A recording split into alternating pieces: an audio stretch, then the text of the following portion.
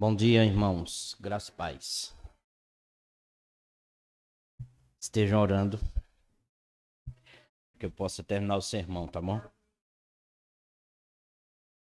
Muita gente gripada com essa virose. Eu fui também acometido essa semana, mas Deus seja gracioso conosco. Vamos abrir a palavra de Deus. À noite eu vou expor 1 de Pedro, mas aqui eu quero ir com vocês em Colossenses 2, do verso 4 até o verso 10. Quem achar, coloca-se em pé, ou coloque-se em pé. Colossenses capítulo 2, a partir do verso 4 até o verso 10.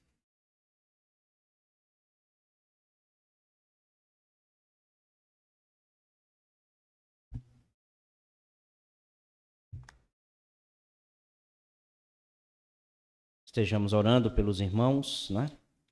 Nosso pastor, como falou a semana passada, está em Cupira, aniversário, 72 anos da igreja lá, foi convidado, ele há tempo já tinha sido e não queria dar não. O pastor Roberto estava precisando e aí ele foi atender o pedido e pregar a palavra de Deus. Mas o texto diz o seguinte, a partir do verso 4. Paulo diz: assim digo para que ninguém vos engane com raciocínios falazes. Pois embora ausente quanto ao corpo, contudo em espírito estou convosco, alegrando-me e verificando a vossa boa ordem e a firmeza da vossa fé em Cristo.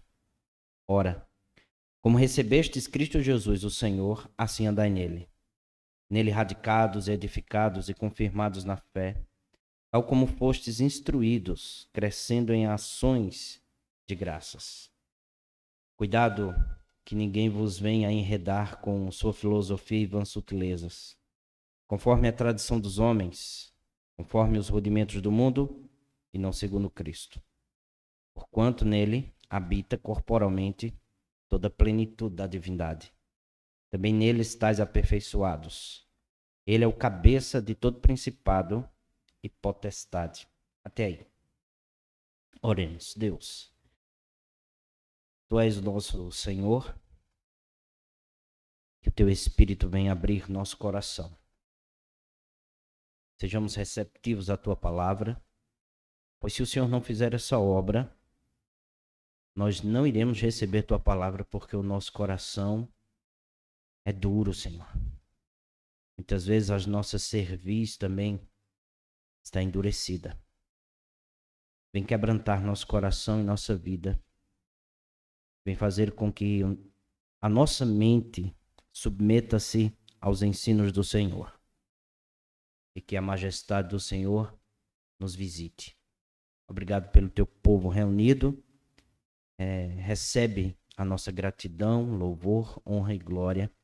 E ajuda-nos a sermos crentes melhores a partir de hoje. Em nome de Jesus. Amém e amém. Podem assentar-se, meus irmãos. O tema da nossa mensagem é uma pergunta e, ao mesmo tempo, uma resposta. Como resistir aos falsos mestres? Estando em Jesus Cristo. Como é que nós resistimos aos falsos mestres? Aos falsos ensinos, aos enredos deste mundo, aos enganos? Estando na pessoa do Senhor Jesus ou firme nele. Existia uma falsa doutrina na igreja de Colossos que estava ali rodeando o povo de Deus. E nós não sabemos ao certo o que seja, ou que ensinamento era esse. Nós podemos apenas vislumbrar alguns pontos, mas era como se uma mistura de costumes judaicos com religiosidade pagã e filosofias vãs. Embora o gnosticismo, que era uma filosofia, não estava plenamente elaborada no tempo do apóstolo Paulo, mas ela estava no 2º século, já existia ela ali inicialmente. E ele combate esse início, o apóstolo Paulo, com suas convicções na pessoa de Jesus. Por isso que ele diz o seguinte: ninguém vos engane com raciocínio falazes. Está aí logo no verso 4. O apóstolo nos ensina que o segredo contra as falsas doutrinas é a pessoa do Senhor e Salvador Jesus Cristo e o estar nele, firmado nele, arraigado nele. Se nós olharmos e observarmos a carta de Paulo aos Colossenses juntamente com Efésios, nós iremos perceber a quantidade de vezes que o apóstolo fala que nós estamos nele, unidos a ele.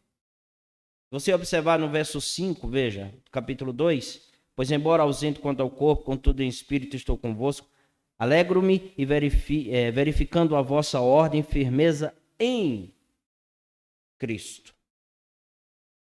Isso está descrito também no verso 6. Observe agora o verso 9. Porquanto nele habita corporalmente toda a plenitude da divindade. Ele diz no 10. Também nele. Então, nós estamos unidos a Cristo. Nós morremos com Cristo, ressuscitamos com Cristo e devemos andar em Cristo. E iremos viver para sempre em Cristo.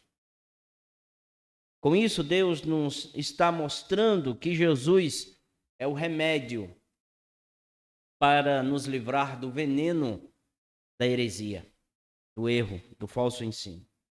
À luz do que em Jesus Cristo está a bênção para o pecador, nós podemos aprender algumas coisas aqui no texto.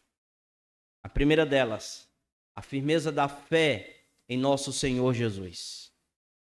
O apóstolo Paulo, ele falou no verso 1 que orava ao Senhor para ver os irmãos face a face. Sentiu o desejo de vê-los. Paulo não plantou a igreja de Colossos. Quem plantou foi Epáfras. E quem instruiu também e ensinou a igreja foi Epáfras. Uma vez que Paulo é o apóstolo dos gentios e ele tem autoridade, ele escreve uma carta a esta igreja desejando vê-la. Ele estava preso.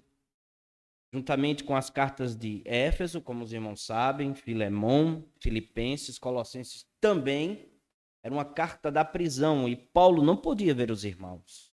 Mas ele desejava vê-los face a face, estar com eles, comunicar o evangelho de viva voz. No verso 5, ele fala que estava ausente da vida dos irmãos, porém, contudo, estou convosco em espírito. Não é assim que diz o texto? Verso 5. Pois embora quanto ao corpo, contudo em espírito estou com vocês, alegrando-me e verificando a vossa boa ordem e a firmeza da fé em Cristo. Ora, a pergunta que nós devemos fazer é, uma vez que o apóstolo Paulo estava preso, uma vez que ele nunca plantou, ou ele não plantou, melhor dizendo, a igreja de Colossos, como é que ele poderia estar presente com os irmãos? Ele diz que está presente em espírito. Como é que pode ser isso? Uma vez que ele estava preso em Roma, alguns, não sei de onde tiraram, disseram ou interpretaram, dizendo que o corpo de Paulo ficou na prisão e o espírito saiu para ver a igreja. Que coisa mais estranha. Vocês acham que Deus iria deixar alguém ficar verificando a vida dos irmãos dessa maneira? Deus é onipresente, Ele sabe todas as coisas e Ele conhece todas as coisas. Então, a pergunta continua. O que Paulo está dizendo que estava presente com eles? Paulo estava dizendo que estava presente na mente dos irmãos e que existia uma intimidade entre eles através da carta que ele escreveu. Paulo estava presente entre os irmãos pela carta. Ray Kinner, um comentarista bíblico, ele chegou a dizer o seguinte: em alguns casos, as cartas em geral serviam de substituto da presença da pessoa. Então, Paulo estava presente juntamente com os irmãos na carta que ele escreveu. Porque Epáfras havia dito como estava a igreja em Colossos. Paulo estava alegre em saber que esses irmãos estavam em ordem e em firmeza na fé em Cristo Jesus, porque é assim que o verso 5 diz. A ordem que Paulo fala aqui significa fileiras ordeiras. Esses irmãos estavam organizados, estavam dispostos em ordem, como um exército firme, demonstrando aqui solidez inabalável. A igreja de Colossos estava em ordem, como se estivesse em combate. E todos juntos, em ordem, em fileira, para combater as falsas heresias. E o texto fala aqui que a disposição deles estava sólida, inabalável, firme. Isto nos ensina que a igreja do Senhor precisa ser como um exército, todos nós, em ordem. Em cada soldado deve haver disposição para juntos andarmos e combatermos as heresias que vêm de fora da igreja. Precisamos estar juntos e firmes, pela ordem do comandante nosso Senhor Jesus. Essa palavra que Paulo usa aqui, ela é tirada do exército, ela é tirada do combate. A ordem significa aqui concordância também. Nós devemos concordar na palavra de Deus, aquilo que está o cerne das Escrituras, que Jesus morreu, ressurgiu dentre os mortos, pagou o preço pelos nossos pecados, que a Trindade existe, que as Escrituras são inspiradas. Nós precisamos estar juntos quanto a estas coisas e tantas outras. Percebamos que a nossa luta ela vem de fora da igreja, meus irmãos. Nesse texto, vem fora do arraial dos santos. Muitos irmãos e igrejas estão em disputas com os próprios membros, discutindo uns com os outros por coisas triviais, pequenas, e aí não avança, não cresce, não amadurece, enquanto nossa luta está lá fora. Nós estamos vivendo tempos sombrios, tempos difíceis, que estão destruindo os valores cristãos.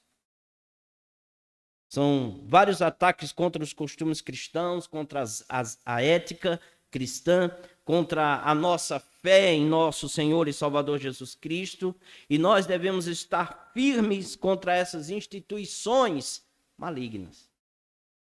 Então sejamos como um exército do Senhor, lutando juntos contra os inimigos vorazes que querem destruir a igreja e a família, por exemplo. Segunda coisa, andar no Senhor Jesus. O apóstolo Paulo está dizendo aos membros da igreja que estavam em Colossos que, como recebestes Cristo Jesus, o Senhor, assim andai nele. Está aí no verso 6. A palavra que Paulo usa como receber aqui era frequentemente usada para os mestres judeus da lei que estavam ensinando os seus discípulos e transmitiam as tradições judaicas para os seus alunos. As tradições da palavra do Senhor. A palavra tradição não é errado, meus irmãos. Nós devemos viver na tradição dos apóstolos, nos ensinos apostólicos. Paulo está dizendo que os irmãos receberam conhecimento de nosso Senhor Jesus Cristo pelos ensinos de Epáfras. Paulo escreveu no capítulo 1, veja aí, isso é voltar a folha. No verso 5, capítulo 1, que eles ouviram a palavra da verdade do evangelho. Não é assim que está? Veja. Por causa da esperança que vos está preservada nos céus, da qual antes ouvistes pela palavra da verdade do evangelho. E vocês ouviram através de quem, melhor dizendo? Veja o verso 7. Segundo fostes instruídos por Epáfras, nosso amado conservo, e quanto a vós outros, fiel, ministro de Cristo Jesus. E assim como receberam esses ensinamentos por Epáfras, devem andar nele, nos ensinamentos. Andar era o verbo comum para descrever a vida de acordo com a palavra de Deus.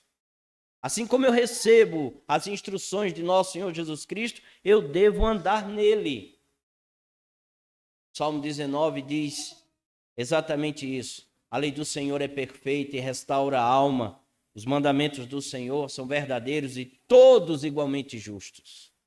Então nós devemos andar nos ensinos da palavra do Senhor. Olhemos que nunca nós iremos ser edificados com raciocínios falazes, que nós iremos ver um pouco mais à frente.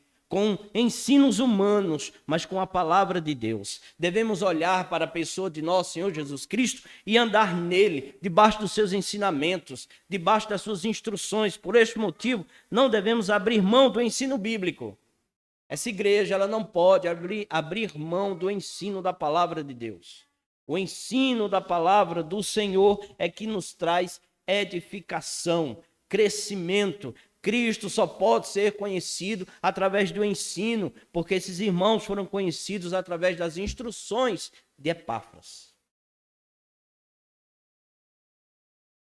Pessoas devem saber quem é Jesus Cristo, que Ele é Senhor, diz o texto, o que Ele fez e como Ele fez. Isto nos ensina que receber Jesus Cristo pelos ensinamentos é necessário para a nossa vida de obediência a Ele mesmo. Assim como recebeste instrução da parte do Senhor, devemos andar, obedecer a sua palavra. Como nós obedecemos a sua palavra? Em que sentido nós obedecemos a sua palavra? A partir do capítulo 3, verso 5 até o verso 17, Paulo traz uma lista para nós obedecermos. Ele diz logo de cara, fazei, pois, morrer a vossa natureza terrena. E aí ele sai dizendo, prostituição, impureza, paixão lascívia, desejo maligno, avareza, que é idolatria. Por estas coisas é que vem a ira sobre os filhos da desobediência. Depois ele vai falando que nós devemos nos despir, tirar a roupa do velho homem. Quem é o velho homem? Adão, em seus pecados. E nós éramos assim. E revestirmos do novo homem. Quem é o novo homem? Cristo. Com sua graça, com seu favor, com suas instruções. E vivermos exatamente nele. Receber Jesus e andar nele é andar como Senhor. Porque não é assim que o texto diz do capítulo 2, gente? Ora, como recebestes Cristo Jesus, o Senhor, assim andai nele. Jesus é Senhor sobre o universo e sobre a igreja. Agora, uma vez que diz que Jesus é Senhor e que nós devemos andar nele como Senhor, isso significa que ele é Senhor sobre nossa vida, certo? E que eu e vocês não temos soberania sobre a nossa própria vida. Quem tem é ele, o Senhor. É ele que diz como devemos andar, viver. E por que ele é Senhor? Ele é Senhor por direito de criação. Se ele criou todas as coisas, ele tem direito sobre nossa vida. Isso está descrito no capítulo 1. Veja aí, verso 15 a 17. Este é a imagem do Deus invisível, o primogênito de toda a criação. Nele, pois nele foram criadas todas as coisas, nos céus e sobre a terra, as visíveis e as invisíveis, sejam tronos, sejam soberanias, quer principados, quer potestade. Tudo foi criado por meio dele e para ele. Ele é antes de todas as coisas. Nele tudo subsiste. Então ele tem direito de criação sobre nossa vida, mas ele também tem direito de redenção sobre a nossa vida. Porque foi ele que nos perdoou. Isso está descrito no capítulo 2, verso 13 e 14, que diz: E a vós outros, que estáveis mortos pelas vossas transgressões e pela incircuncisão da vossa carne, vos deu vida juntamente com ele. E perdoando todos os nossos delitos, tendo cancelado o escrito de dívida que era contra nós e que constava em ordenanças, o qual nos era prejudicial, removeu-a inteiramente, encravando-o na cruz. E despojando os principados e as potestades, publicamente os expôs ao desprezo, triunfando deles na cruz. Jesus, ele é Senhor sobre o universo, sobre a igreja, sobre a nossa vida, e aqueles que não se submeterem ao Senhor Jesus Cristo, um dia irão concordar e abrir a sua boca e dizer: o Senhor é o meu Senhor. Mesmo que não queiram agora, mas irão fazê-lo pela soberania do Senhor. Quem fez isso com Deus? O Cristo, o próprio Deus Pai. Por que a gente diz isso? Veja, quem fez ele, Jesus como Senhor, foi Deus Pai. Nós devemos entender que Jesus Cristo, ele é o único, ou a única pessoa da Trindade que tem um corpo, gente. Corpo glorioso. E por que ele tem um corpo glorioso? Porque foi ele que veio ao mundo e deu a sua vida por nós. Ele tem um corpo hoje exatamente porque ele nos amou. E quando ele pisou na terra, muitos dos que viram ele não sabiam nem quem era. Era um ser seu igual. Aí ele foi morto, vituperado, envergonhado. E o que foi que Deus fez? Ressuscitou ele ao terceiro dia, dizendo que ele é Senhor sobre todas as coisas. Por isso que no dia de Pentecostes, a pregação de Pedro é da seguinte forma: esteja absolutamente certa toda a casa de Israel, de que a este Jesus que vocês crucificaram, Deus o fez Senhor e Cristo. Isto nos diz que eu não sou Senhor sobre a própria vida, repito, a minha vontade deve ser a vontade do meu Senhor. Pensando na mesma coisa, Paulo usa aqui, meus irmãos, duas metáforas. A da agricultura e da arquitetura, para mostrar que nós estamos nele. Veja o que diz o verso 7. Nele radicados e edificados. E confirmados na fé, tal como fostes instruídos, crescendo em ação ou ações de graças. Primeiro, ele diz que em Jesus nós estamos radicados. Todo crente verdadeiro que se converteu genuinamente está firmemente arraigado em nosso Senhor Jesus Cristo. Isso sugere que um verdadeiro cristão ele tem a sua estabilidade como uma árvore de raízes profundas, que não pode cair pelo vento. Não é como um pé de algaroba, que a gente olha ali na rua, elas crescem com as raízes assim na calçada, que quebram todas as calçadas. Der um vento forte, ela cai. Não, nós estamos arraigados, firmes. Quando os ventos de doutrinas chegam para nós, nós estamos firmes. E por quê? Porque estamos nele. A pessoa bendita de Jesus. Não estamos somente arraigados, mas também estamos edificados. E essa palavra edificados é porque existe uma rocha que sustenta esse edifício. E essa rocha chama-se Jesus Cristo. E essa rocha, sendo Jesus, nós podemos edificar, crescer e sermos edificados. E o prédio nunca cai. Porque tem a base, chamada Jesus Cristo. Isso está bem descrito na primeira carta aos Coríntios, capítulo 3, depois os irmãos leiam.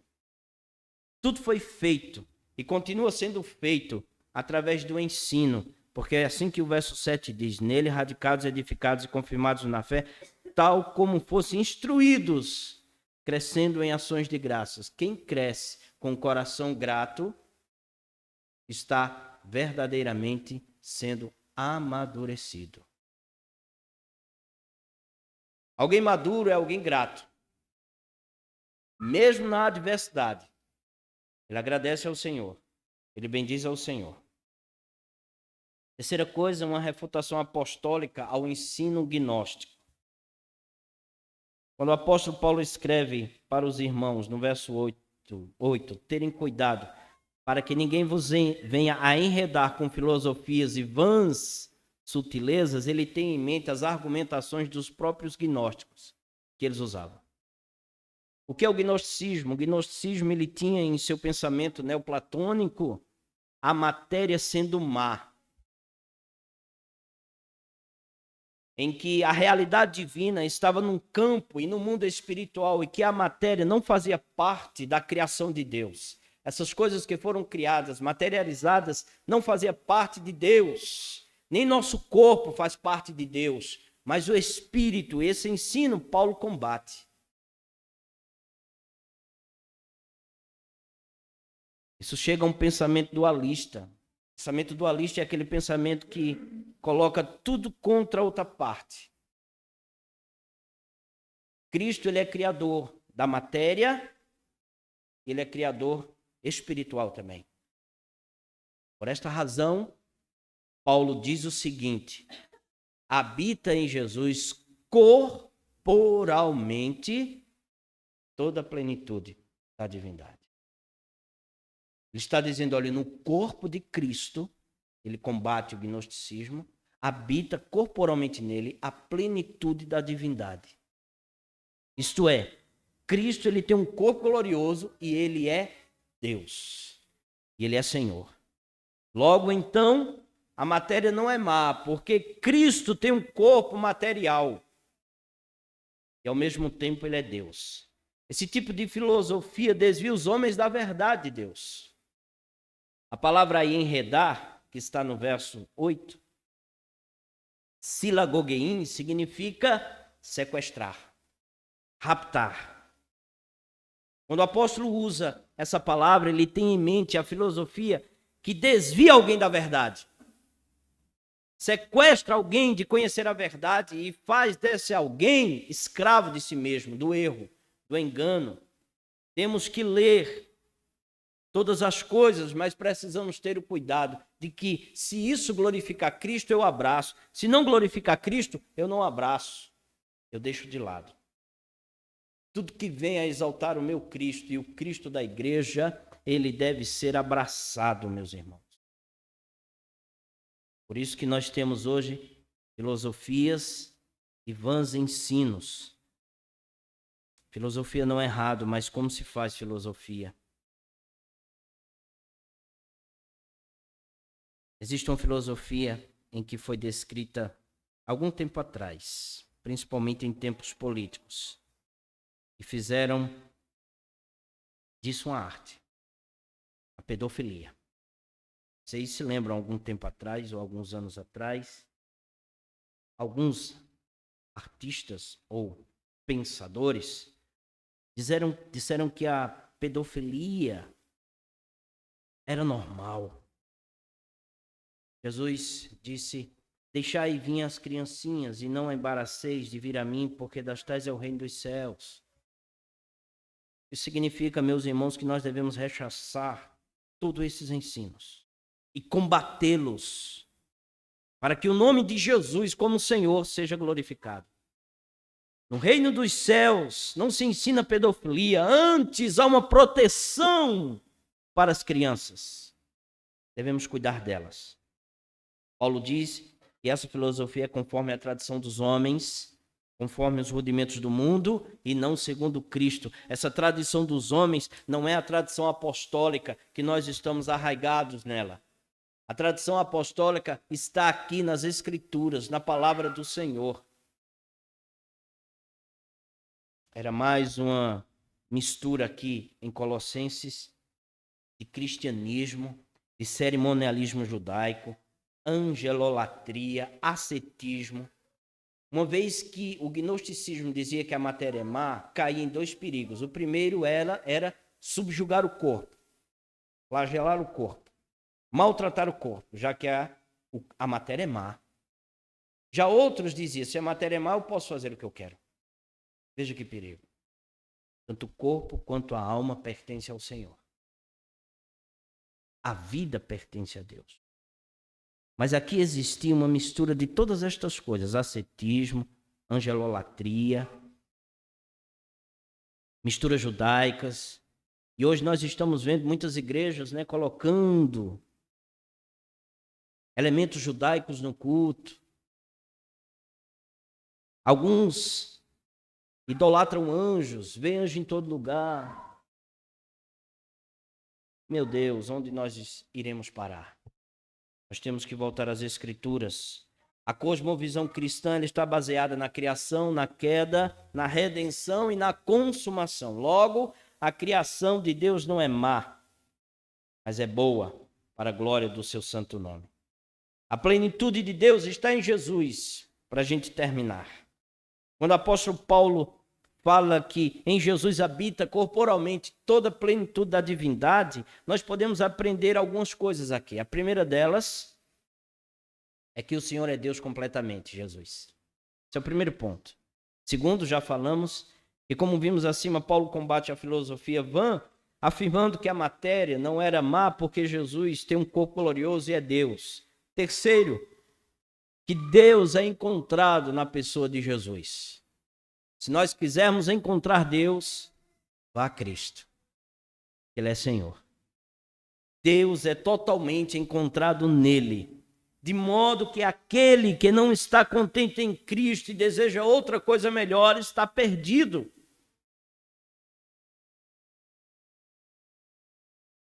Na questão de encontrar Deus em Cristo, eu quero ver com vocês algumas coisas com relação ao espaço sagrado. Eu já falei isso na última exposição da primeira carta de Pedro, capítulo 2. Mas existe um espaço sagrado. O paraíso que foi perdido, o Éden, era um espaço sagrado, onde Deus habitava juntamente com um casal. Capítulo 3 de Gênesis. Mas a queda dos seres humanos expulsaram eles do jardim, capítulo 3 também. Testemunhos ocasionais de espaço sagrado depois da queda existiram. Gênesis 4, 8, Êxodo capítulo 20. Isto faz parte da presença de Deus. Agora, abrindo parêntese. Embora Deus seja onipresente e Ele está em todos os lugares, a Bíblia também ensina que Deus está presente de maneira especial em certos lugares.